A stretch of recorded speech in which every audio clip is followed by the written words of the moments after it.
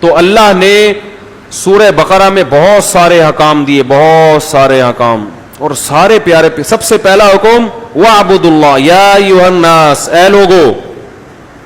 کیسا عجیب کلام شروع ہونا ہے.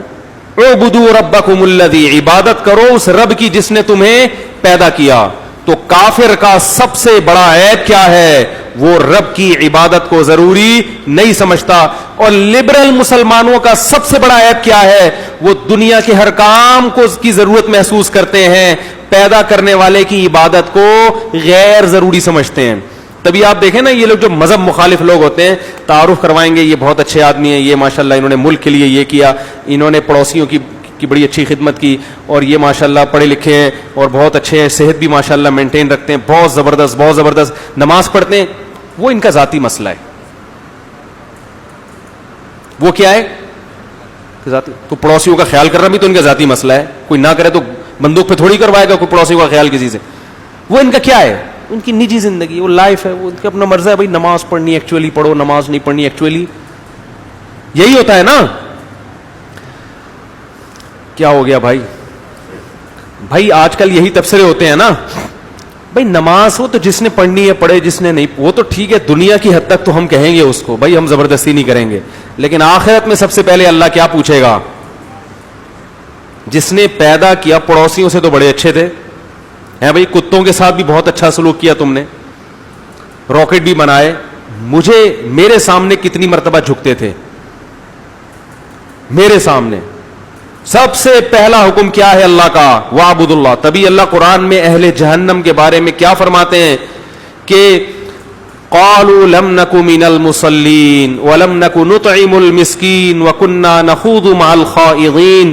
فرمایا جب اہل جہنم میں جائیں گے, حالانکہ ان میں بہت سے ایسے ہوں گے جنہوں نے بڑے اچھے اچھے کام بھی کیے ہوں گے, لیکن جب ان سے پوچھا جائے گا کہ تم جہنم میں کیوں گئے, وہ کہیں گے لَمْ نَكُ مِنَ الْمُصَلِّينَ, ہم نماز بولو بھائی نہیں پڑھتے تھے.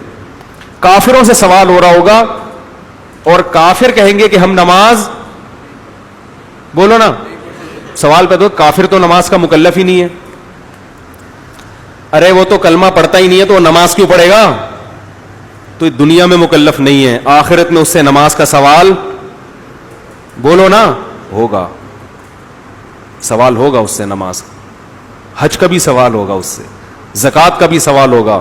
تمام عبادتوں کا علماء کا اس پر اتفاق ہے کہ کافر سے آخرت میں ان تمام عبادتوں کا سوال ہوگا.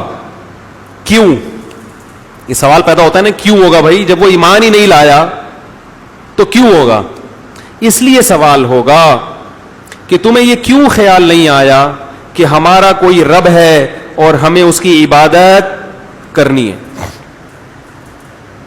وہ کہہ سکتے ہیں کہ ہمیں تو خیال آیا تھا, لیکن ہمیں یہ بھی خیال آیا کہ اس طریقے سے کیوں کرنی ہے جس طرح سے مسلمان کہہ رہے ہیں. بھائی ہم اخپل طریقے سے کریں گے, آپ کی سمجھ میں نہیں آ رہا تو کافروں کی سمجھ میں کہاں سے آئے گا؟ بھائی وہ کہیں گے ہم کریں گے اپنی مرضی سے, مسلمانوں والے طریقے سے کیوں, نماز کیوں؟ بھائی ہم تو اپنے طریقے سے کریں گے نا, ہم نے مخلوق کو خوش کیا, ہم نے بہت اچھے اخلاق کا مظاہرہ کیا, ہم نے اتنے ٹس بنائے, تو ان چیزوں سے بھی تو اللہ خوش ہوتا ہے نا. مسلمان جو کہتے ہیں کہ نماز ہی پڑھو, یہ والا طریقہ کیوں نہیں آ رہا سمجھ میں؟ بھائی یہ والا طریقہ اس لیے کہ اللہ کہے گا کہ میں نے پیدا کر کے تمہیں چھوڑ دیا. یہ کیسے ممکن ہے؟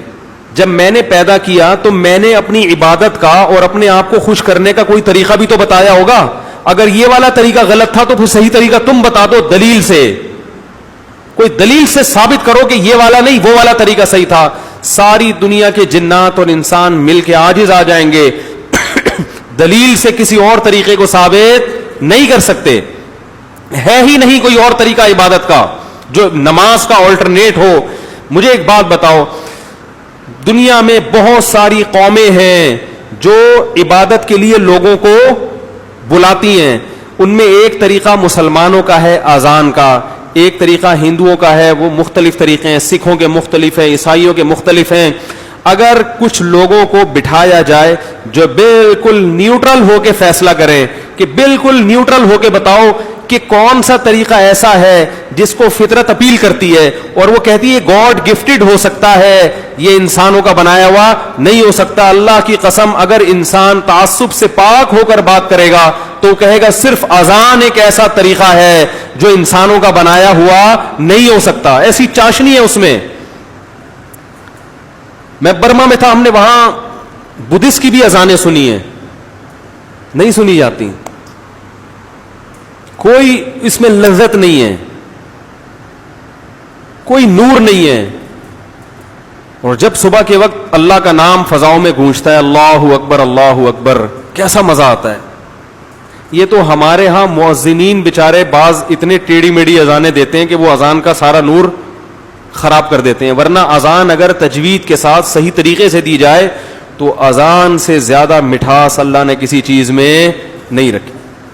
مجھے یاد ہے میں ایک دفعہ ظہر کی اذان دے رہا تھا مدرسے میں. اس وقت ہمارا قیلولے کا ٹائم ہوتا ہے، سب سو رہے ہوتے ہیں، تو میرے ذمہ داری تھی میں اٹھتا تھا پہلے اذان دیتا تھا. تو حضرت نے ہمیں اذان سکھائی تھی بالکل نپی تلی تجوید کے ساتھ، تمیز سے. تمیز سے اذان جسے کہتے ہیں نا، پوری تجوید کے قواعد کے ساتھ. تو مجھے یاد ہے ہمارے حضرت دروازہ کھول کے نیچے آ جاتے تھے. بسا اوقات ایسا ہوتا ہے نیچے آ کے پوری اذان سنتے، ان پر ایک عجیب کیفیت طاری ہوتی تھی. ایک انگریز کو میں نے دیکھا، مسلمان ہوا، ہمارے مدرسے میں آیا، تو جیسے ہی اذان ہوتی تھی نا اس کے چہرے کا رنگ عجیب سا ہو جاتا تھا، ایک دم چپ خاموش. سب سے کہتا تھا اس کو غور سے سنو. میں نے کہا دیکھو اس پہ کتنا اثر ہو رہا ہے اللہ کے نام کا. یہ اگر کسی پہ نہیں ہو رہا نا تو یہ اس کی علامت ہے اس کا دل خراب ہو چکا ہے. کتنا مزہ آتا ہے جب میں فجر میں جو اذان ہے نا اس کا تو الگ ہی نور ہے.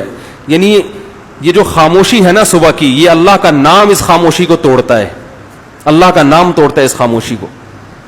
تو اللہ تعالیٰ قیامت میں کافر سے بھی یہ سوال کریں گے کہ نماز کیوں نہیں پڑھی، میری عبادت کیوں نہیں کری. وہ کہے گا اللہ میں تو اس کو مانتا نہیں تھا. تو اللہ کہے گا کیوں نہیں مانتے تھے، اس میں کیا خرابی تھی.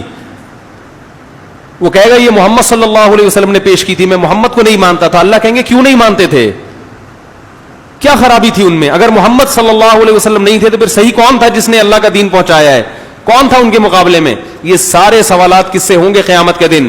کافر. اور ان لبرل لوگوں سے بھی ہوں گے جو نماز نہیں پڑھتے مگر نماز پڑھنے کو ضروری بھی نہیں سمجھتے. کچھ مسلمان ایسے ہیں جو پڑھتے نہیں ہیں مگر اپنے آپ کو گناہگار سمجھتے ہیں کہ اللہ ہمیں توفیق دے، نمازیوں پہ فخر کرتے ہیں. لیکن ایک طبقہ مسلمانوں میں ایسا پیدا ہو چکا ہے بہت بڑے پیمانے پر جس کی نظر میں نماز روزے کی کوئی اہمیت نہیں ہے.